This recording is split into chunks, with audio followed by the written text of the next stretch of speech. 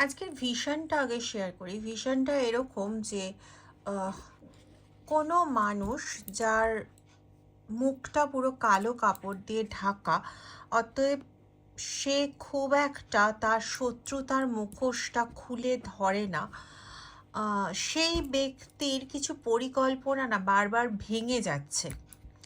মানে আমি এরকম একটা দেখছি যে তার একটা সরু লম্বা লাঠি যেটা দিয়ে সে কোনো কিছু করার চেষ্টা করছে, কিন্তু সেই লাঠিটা ভেঙে যাচ্ছে।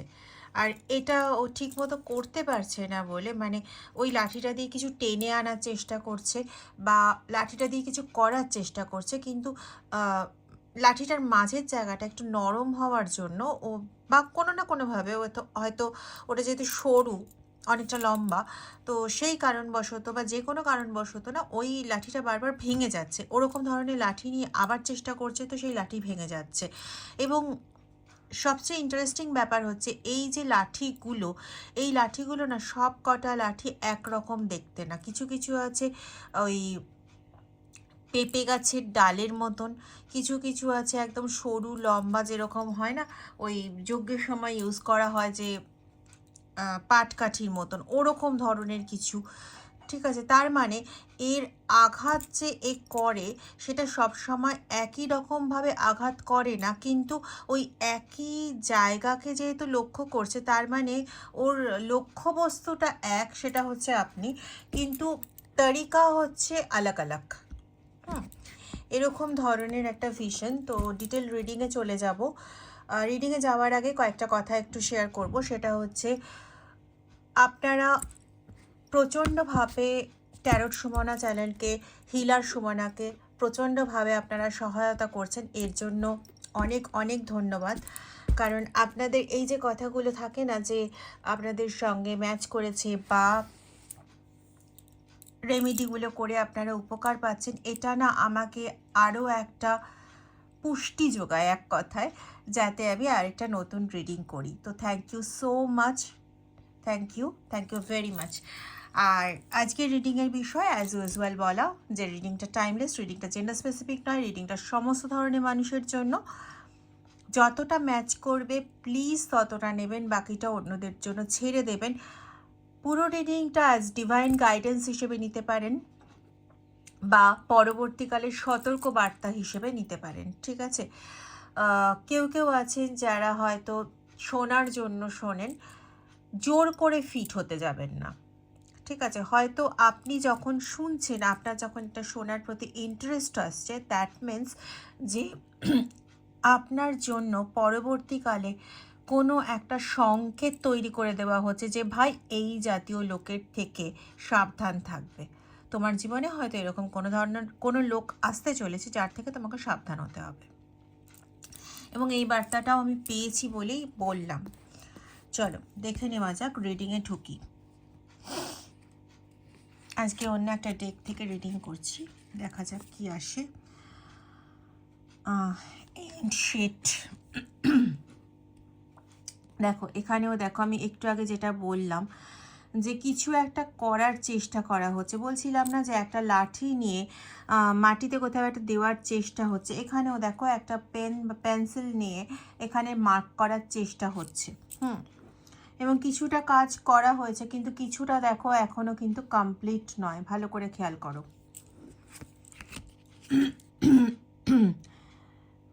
ডিভাইনেশন abuser.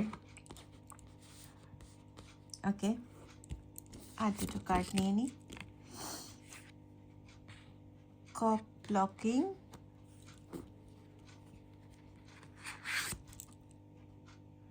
ফোর্সার, forces things on you. একটু জানাবেন যে লেখাগুলো ক্লিয়ার আসছে কিনা। Forces things on you, forces their way in, uses force to get what they want. এটাই ব্যাপার। তারা না সব সময় এরা সব সময় না একটা ফোর্স ক্রিয়েট করে, সেটা যে কোনো রকমভাবে হোক না কেন। মানে ওদের ওয়েটা কিন্তু সবসময় একরকম থাকে না, যে পার্টিকুলার এই ওয়েতেই আমি ফোর্স ক্রিয়েট করছি। ঠিক আছে, এদের ওয়েটা কিন্তু বদল হয়। ডিফারেন্ট ওয়ে এরা নেয়, শুধুমাত্র এদের এমটা হচ্ছে যে আমি যেটা চাইছি যে মানে যে কোনোভাবে হোক না কেন সেটা সফল হবে, দ্যাটস ইট। এদের আর এর থেকে বেশি কিছু কিন্তু মানে বায়নাও নয়, এর থেকে বেশি কিছু চাহিদাও নয়। কিন্তু এই জায়গাটা অর্জন করার জন্য এরা যে জঘন্য কাজ বা নোংরা কদর্য কাজগুলো করে সেটা অ্যাকসেপ্টেবল নয়। কখনো কখনো না এরা ডিভাইন পাওয়ারের মানে ডিভাইন পাওয়ারে বলিয়ান বলে নিজেদেরকে বোঝানোর চেষ্টা করে, কখনো না, ম্যাক্সিমাম টাইমে। এবং ওরা খুব সৎ, ওরা খুব ভালো মানুষ, ওরা করছে ভালোর জন্য, ঠিক আছে, এরকম একটা বোঝানোর কিন্তু এদের সাইবার বলি। Yes, you are being bullied online or they are has suffered from it. অনলাইনেও হয়তো তুমি কোনো কোনো আমাকে আজকে বলতে বাধা দেওয়া হচ্ছে, যাই হোক, সোশ্যাল মিডিয়াতে হয়তো তুমি কোনো পোস্ট লিখেছো বা কোনো ছবি ছেড়েছো, এটাতে বিভিন্ন রকম বুলিং টাইপ কথাবার্তা বা কেউ হয়তো মজা করেই বলল, কিন্তু এমন কিছু কথাবার্তা বললো যেটা তোমার ভালো লাগলো না, কিন্তু যেহেতু সোশ্যাল মিডিয়া তুমি সেখানে বেশি কিছু আউটবাস্টও করতে পারছো না, ঠিক আছে, এরকম সিচুয়েশনে তোমাকে ফেলে দেওয়ার চেষ্টা হয়। Yes, Broca's. তো মানে এমন একটা পজিশন সবসময় ক্রিয়েট করা হয়, যে পজিশনটা কীরকম বলো তো, মানে এরা এরা না তো কোথাও তোমার উপর কিন্তু ডিপেন্ডেন্ট। এরা এটা জানে খুব ভালো মতন যে তোমাকে ছাড়া এদের any any kind of work, যে কোনো ধরনের কাজ সাকসেসফুল হওয়া ইম্পসিবল। এরা এটা না খুব ভালো মতন জানে যে যাই করতে যাই না কেন সেটাতে যে তোমার হেল্প প্রয়োজন, সেটা এরা খুব ভালো মতন জানে। তোমার হেল্প কি, মানে ম্যাক্সিমাম তোমার সাহায্য ছাড়া ওরা কোনো কাজটাই করতে পারবে না, ম্যাক্সিমাম পোর্শনে তোমার সাহায্য ছাড়া। হয়তো 80% তোমারই অবদান থাকে, না হলে ওদের কোনো কাজ সাকসেসফুল হয় না। কিন্তু কিন্তু কিন্তু সমস্যাটা এই জায়গায় যে তুমি যে কাজটা করে দিয়েছো বা তুমি যে এটার পেছনে এতটা সাপোর্ট করেছো, যেটা তুমি না দাঁড়ালে কাজটা হওয়া তো অনেক দূরের কথা, কাজটা স্টার্টই হতে পারতো না। কারণ ফার্স্ট টু এন্ড যে কোনো একটা কিছু ওর জীবনের করার জন্য তোমার ভূমিকা এতটাই যে তুমি যদি সরে যেতে ওই কাজটা কোনো দিন হতোই না। কিন্তু সমস্যাটা হচ্ছে এটা যে সে ওটা কোনোভাবে স্বীকার করতে চায় না ইন ফ্রন্ট অফ আদার্স, অন্য সবার সামনে কোনোভাবে স্বীকার করবে না। সেখানে সে এটাই বোঝাবে যে সে একটা স্পিরিচুয়াল পার্সন অর সে একটা মানে সৎ পথে চলা ব্যক্তি, যার জন্য ও এই জায়গাটা অ্যাচিভ করতে পেরেছে। একবারের জন্য অনেক দূরের কথা, 1 সেকেন্ডের জন্য এটা মুখেও আনবে না যে তুমি ছিলে বলে এই কাজটা হয়েছে। মানে লোকে তো কোনো একটা কিছু ভালো হলে পরে অন্তত একবার হলেও পরিবারের লোকের ক্রেডিট দেয় বা বন্ধুর ক্রেডিট দেয় বা পার্টনারের ক্রেডিট দেয় তো। ওগুলো দিতে গররাজি অনেক মানে সিম্পল কথা হয়ে গেল। মানে ও সবসময় সচেষ্ট থাকে যে তোমার কাছ থেকে শুষে নেবে সবটা, কিন্তু সমস্ত কিছু হবে নিজের নামে, এরকম কদর্য ধরনের পরিকল্পনা কিন্তু তার রয়েছে। সেকেন্ড কথা, বাবা কার্ডগুলো গুছিয়ে নিলাম, তা অনেক কিছু ইনফরমেশন তার মানে আসতে চাইছে, দেখি কতটা ইনফরমেশন নেওয়া সম্ভব হয়। রোমান্টিক লাভ অ্যাফেয়ার্স, ওকে, কোনোভাবে না এ কিন্তু তোমার সিক্রেট লাভার, কিন্তু লাভের জন্য লাভার নয়, ইনসাইড স্কুপ। প্রেম করার জন্য প্রেমিকে নয়, নিজের শাইন করার জন্য সে প্রেমিক।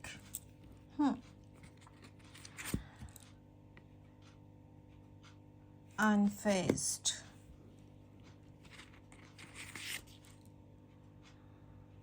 Moves in silence. Okay. দেখো,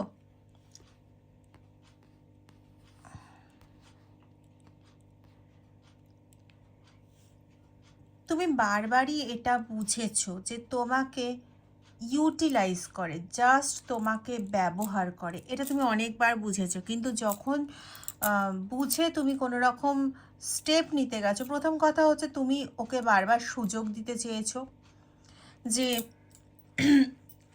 চেঞ্জ হয়ে যাবে, এরকম একটা তুমি ধারণা রেখেছো।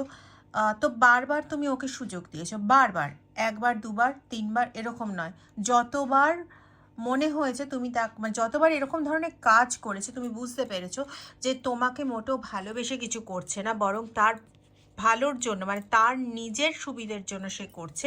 তো তখন তুমি বুঝতে পারার পরেও তাকে কন্টিনিউ তুমি সুযোগ দিয়ে গেছো। হ্যাঁ, হয়তো কখনো চুপ করে গেছো, এরকম ধরনের কিছু অ্যাক্টিভিটি হয়েছে, কিন্তু তুমি তাকে কন্টিনিউ সুযোগ দিয়েছো, কারণ তার জীবনে বারবার ফেরত এসছো, বারবার তার জীবন ওরিয়েন্টেড ভ্রমণই তুমি করে গেছো।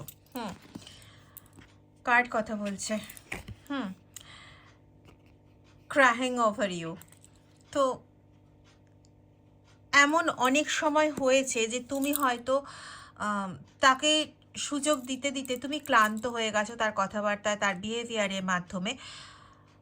সে তোমাকে বারবার ইউটিলাইজ করে নিজেকে প্রমাণ করেছে ভালো বলে, নিজেকে ভালো দেখিয়েছে, এবং প্রয়োজনে তোমাকে খারাপ করার জন্য এতটুকু অপশন ছাড়েনি, কিন্তু আবার তোমার কাছ থেকে নিয়েই সে পুষ্ট। তো সেই ক্ষেত্রগুলোতে তুমি হয়তো সরে যেতে চেয়েছো, কিন্তু এমন কিছু তোমাকে দেখিয়েছে যেখানে তুমি সরে যাওয়াটা সম্ভবই নয়, তুমি আবার ফিরে এসছো, কারণ তুমি নর্মালি তুমি তার ওপর ডিপেন্ডেন্ট, মেন্টালি ডিপেন্ডেন্ট। তুমি তার উপর ডিপেন্ডেন্ট মানে মেন্টালি ডিপেন্ডেন্ট। ও সরে গেলে তোমার ভালো লাগবে না, এই জায়গাটাতে তুমি ডিপেন্ডেন্ট। তো তোমাকে যখন দেখিয়েছে যে তোমাকে খুব ভালোবাসে, তোমার জন্য কষ্ট পাচ্ছে ইত্যাদি ইত্যাদি, তুমি তাকে কি আর কষ্ট দিতে পারো? একদমই না। তুমি তার কাছেই বারবার ফিরে যাও, আর এই জায়গাটাই ও প্রচণ্ডভাবে ইউটিলাইজ করেছে। যে সময়গুলো পেয়েছে নিজের জন্য প্রুফ সঞ্চয় করে রাখতে, ও কিন্তু প্রুফ সঞ্চয় করে রেখেছে।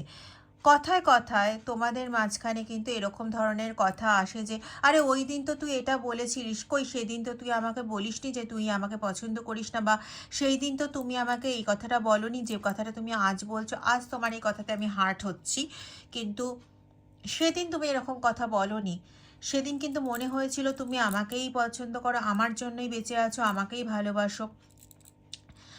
আশেপাশের কনটেক্সটে কী জাতীয় কথা এসছে সেগুলো কিন্তু বললো না, যে তারই শত্রুতাজনিত কদর্য ব্যবহারের নমুনা ছিল ওই দিনের ওইটুকুনি রাগ, যেটা অনেক কম, যেটা অনেক কম। ও যেরকম ধরনের আচরণ করেছে, যেরকম ধরনের কাজ কারবার করেছে তোমার সাথে, যে কথাগুলো তোমাকে বলেছে, ওই কথাগুলো মনের কোথায় গিয়ে আঘাত লাগে সেটা যে কোনো সেন্সিটিভ পার্সনই বুঝতে পারবে। যদি ও শুধুমাত্র নিজের প্রয়োজনে তোমাকে ব্যবহার না করতো, তাহলে ওর বলা কথাগুলো ও বলার আগেই বুঝতে পারতো। হ্যাঁ, মেনে নিচ্ছি যে অতিরিক্ত সেই অ্যাঙ্গার মোমেন্টে বা অতিরিক্ত বলে ফেলার মোমেন্টে সে বলে ফেলেছে, তার মধ্যে সেই নিয়ন্ত্রণ নেই, নিয়ন্ত্রণ অনেক দূরের কথা, তার মধ্যে সেই ভাবনার জায়গাটাও নেই যে যেটা আমি বলছি সেটাতে আমার ফ্রেন্ডের বা আমার পার্টনারের কতটা ক্ষতি হচ্ছে বা তার কতটা কষ্ট হচ্ছে সে সমস্ত বোঝার ক্ষমতা তার নেই। ভালো কথা, মেনে নিলাম। সেটা একবার হতে পারে, দুবার হতে পারে, তিনবার হতে পারে, আচ্ছা চলো 4বার হতে পারে, আচ্ছা চলো 10বার হতে পারে, কিন্তু এ তো পরপর একই কাজ করে চলেছে। তো পরপর যে একই কাজ করে চলে, তার অন্তত বাস্তবে যে কাজটা করছে সেটার থেকেও তার শিক্ষা হয়ে যায়। অন্তত 10বারে হলো না, 11তম বারে হলেও সে থেমে যায় কিছু বলার আগে, যে হ্যাঁ আমার পার্টনারের ক্ষতি হচ্ছে। কিন্তু সে তো এসব ভাবার তার দরকার নেই, কারণ ওই সময়টা সে ইমোশনালি ব্ল্যাকমেল করে তোমাকে নিজের লাইফে রেখে দিয়েছিল, এবং এখনও কিন্তু ইমোশনালি ব্ল্যাকমেল করার পথটাই তৈরি করছে। মানে সে প্রথমে যেভাবে তার ব্যবহার করার প্রয়োজন, স্টকার, তোমাকে কন্টিনিউসে কিন্তু স্টকও করে, তোমাকে ওয়াচ করে, তোমার প্রতি কিন্তু টোটালি অবসেসড। এটাও ঘটনা যে তোমার প্রতি পুরোপুরি অবসেসড। তুমি যদি আজকে ওর লাইফ থেকে বেরিয়ে কারোর লাইফে পা দিয়েছো বা তোমার নিজের মতন করে তুমি তোমার লাইফটাকে গুছিয়ে নেওয়ার চেষ্টা করেছো, ওর কিন্তু তখনই এমন একটা সমস্যা ক্রিয়েট হয়ে গেছে নিজের মনের মধ্যে, যে এমন কিছু পাগলামো শুরু করে দিল যে তুমি কোনোভাবেই তোমার লাইফে মানে নতুন যে নিউ যে সেশনটা শুরু করতে চলেছো, সেই সেশন শুরু করতে হলে তোমার মনে একটাই যন্ত্রণা বা ভয় থেকে যাচ্ছে যে হয়তো ভুল কাজটা তুমিই করে ফেললে। মানে এতদিনের নারকীয় যন্ত্রণা উপভোগ করে তুমি সেটাকে ছেড়ে নতুন একটা স্টেপ নিচ্ছ নিজের লাইফে, অন্য কারোর লাইফে না, নিজের লাইফে নতুন একটা স্টেপ নিচ্ছ, সেটা ওকে ছেড়ে একা থাকা বা নিজের কোনো ভালো লাগার কারোর সঙ্গে থাকা বা নিজের মতন করে জীবনটাকে সিলেক্ট করে নেওয়া তোমার অধিকার আছে। লাইফ তোমার, এতদিন ধরে তুমি বিপর্যস্ত হয়েছো, তোমার নিজের মতন করে তোমার লাইফটাকে সিলেক্ট করে নেওয়া তোমার অধিকারের মধ্যে আছে। কিন্তু তোমাকে কোনো আনন্দজনক মুহূর্ত ও উপহার দিতে চায়নি, চায় না। তাকে বাদ দিয়ে তুমি নিজের মতন করে লাইফ সেটেল করছো, মানে এটা একটা মানে সেই পশ্চিম দিকে সূর্য উদয়ের মতন ঘটনা। মানে এটা কোনো হতেই পারে না। ও যেভাবে চালাবে তোমাকে সেভাবে চলতে হবে। এটা কি করে হয় যে তুমি তোমার মতন করে চলবে? এটা কখনো পসিবল? কখনো সম্ভব? না উচিত? আরে ও তোমার জীবনের রাজা, তুমি যদি অন্য কাউকে মানে নিজেকেও যদি তোমার জীবনের রাজা বানাও, কি করে সম্ভব? রাজা তো একটাই থাকে, আর সেটা তো ও, তোমার জীবনের রাজা। এমন একটা সিচুয়েশন যে তোমাকে ব্যাড কর্মা, নতুন কোনো অভিসন্ধি করেছিল তোমাকে ফাঁসানোর জন্য, তোমাকে মানে কষ্ট দেওয়ার জন্য, তোমার কাছ থেকে কিছু আদায় করার জন্য। সেই অভিসন্ধি ওর খুব বাজেভাবে ভেঙে গেছে, মানে নিষ্ঠুরভাবে ওর কর্মাই ওর অভিসন্ধিকে ভেঙে দিয়েছে। যে অভিসন্ধিটা যদি সাকসেসফুল হতো, ও নিজের লাইফে আনন্দজনক সমস্ত মুহূর্ত উপহার পেয়ে যেত, এবং তারপরে হয়তো ইয়েস নিজের একটা ফেক জায়গা তৈরি করে ফেলতে পারতো টোটাল সোসাইটিতে, টোটাল মিডিয়াতে, সমস্ত জায়গায়, ঠিক আছে। এবং ইয়েস, ড্রামা স্টার্টার, একদমই তাই। আমি এটাই বলতে চাইছিলাম যে নিজের একটা অলৌকিক একটা ক্ষমতার অধিকারী, অলৌকিক একটা পার্সোনালিটি হিসেবে নিজেকে প্রুভ করতে পারতো, কিন্তু নিজে এতদিন ধরে যা করে গেছে তার কর্মা এসে গেছে। তাই জন্য এই নিষ্ঠুরভাবে তাকে এবার পিষে মারার একটা নারকীয় প্রবৃত্তি শুরু হয়ে গেছে স্বয়ং ডিভাইনের তরফ থেকে। নিজের সম্পর্কে যে একটা ফেক ফটো তৈরি করে রাখা, যে একটা ফেক জায়গা তৈরি করে রাখা নিজের সম্পর্কে, নিজের ব্যাপারে, সেই জায়গাটা কিন্তু এবার কোনো না কোনোভাবে ভাঙবে। মানুষ এবার বুঝবে, সবাই এবার বুঝবে, যাদের কাছে নিজের একটা বিশাল বড় একটা বোধ তৈরি করে রেখেছিল, তারা এবার বুঝবে না এ সঠিক পার্সন নয়। এ এতদিন যেগুলো দেখিয়েছে করছে বলে বা করেছে বলে, এ এতদিন যেগুলো দেখিয়েছে ওগুলো আদপেও সত্যি নয়, কারণ ও সামনে সেগুলো করে দেখাতে পারছে না বা সেই কথাগুলো বলতে পারছে না যেগুলো এতদিন বলেছে, শিখে এসে বলেছে, নিজের মাথা থেকে আসেনি। এগুলো খুব ভালোভাবে বুঝতে পারছে, এবং ওর এই যে এত খ্যাতি, এত প্রতিপত্তি বা এত মানুষের কাছে ভালো হওয়া, ভালো সাজা, এগুলো যে তার নিজের দ্বারা নয়, এই যে শুধুমাত্র গেম খেলে গেছে, সেটাও মানুষের কাছে একদম আসতে বাধ্য, এবং আসছেও, অল্প অল্প করে আসছে, অলরেডি শুরু হয়ে গেছে। এবং 2-3 মাসের মধ্যে এ কারোর কাছ থেকে শুনতেও চলেছে এরকম ধরনের কথা, আরে এগুলো তুই করেছিস নাকি, এগুলো তো তোকে করে দিয়েছে ওই মেয়েটি বা ওই ছেলেটি তো করে দিয়েছে, ও না থাকলে তুই কিছুই করতে পারতিস না, এরকম ধরনের কথাবার্তা ওকে শুনতে হবে। আচ্ছা, কারো কারো ক্ষেত্রে আমি ফিমেল এনার্জি পাচ্ছি, হতে পারে কারোর পার্টনার বা মা বা শাশুড়ি, যারা কোনোভাবে চাইছে না যে স্কারসিটি ট্যাকটিক, তারা খুব ভালো মতন না একটা ট্যাকটিস চালায়, যখনই দেখে যে তুমি কোনো রকম নতুন কিছু করতে চলেছো বা তুমি একটু আনন্দে আছো, তাদের না মানে ঘোর অন্ধকার যেন তাদেরকে ঘিরে ধরে, মানে এরকম একটা পরিস্থিতি যে চারিদিকে নিবিড় অন্ধকার, নিবিড় একরাশ দুঃখ তাদেরকে ঘিরে ধরে, যে তুমি ভালো আছো, ও তো ভালো নেই। এবার হতে পারে তিনি তোমার থেকে বয়সে অনেক বড়, তো তিনি ভালো নেই আর তুমি ভালো থাকবে, মানে তুমি তার থেকে বয়সে অনেক ছোট, তো ও তুমি ভালো থাকবে সেটা তার সহ্য হয় না। তো তোমাকে যে কোনো কারণে হোক, যে কোনোভাবে হোক, ব্যতিব্যস্ত করে, মেন্টালি টর্চার করে তোমাকে ওই কষ্টটা পেতে সে বাধ্য করে, যে কষ্টটা সে পাচ্ছে। এটা কোথাও না একটা ভীষণ schizophrenic type of mentality, schizophrenic ডিজিজের পার্সন। তোমার এই পার্টনারও কিন্তু ওরকম, মানে সে কোনোভাবে তুমি ভালো থাকবে এটা তার সহ্য হয় না।